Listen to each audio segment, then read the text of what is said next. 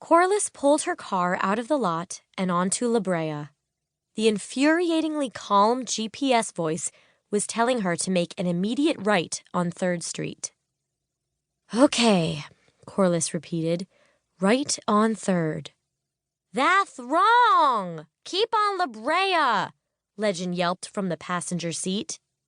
The back seat was crammed floor to ceiling with cases of Poland Spring, so many that Corliss couldn't see out the rear window. She was doing her best to ignore Legend, until she caught sight of the shards of rosemary crackers that were piled up in his lap. "Legend! Max specifically asked for those crackers!" "But they suck!" "I don't care if they suck. They're for Max, and they're not supposed to be good. They're low-fat!" Corliss shrieked. Okay, she said, taking a few deep breaths. "I'm sorry, Legend. I guess you were hungry." Corliss was strung out.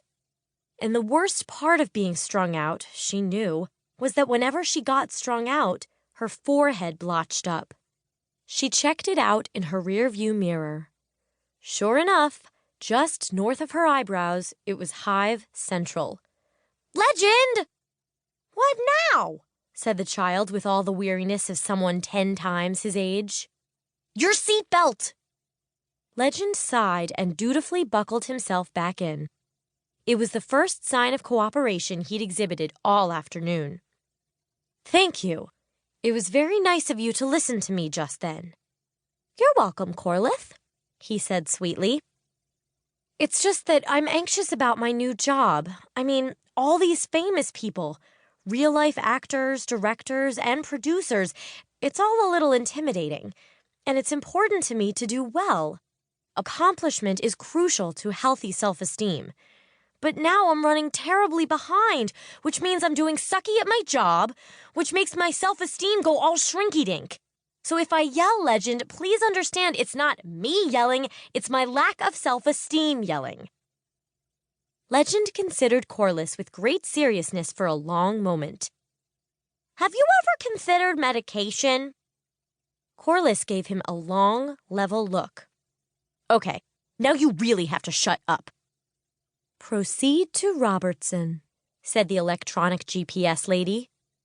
"Okay, we are very near the Kabbalah Center, which means we can be back on the lot in about, half an hour, if we're lucky."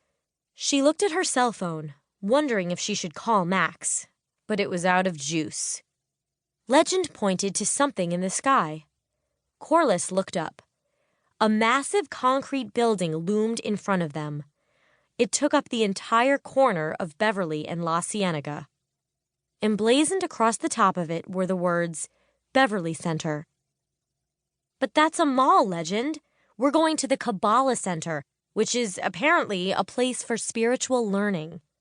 "But the Kabbalah Center is in the Beverly Center," he said with the utmost assurance, and he seemed to be telling the truth this time.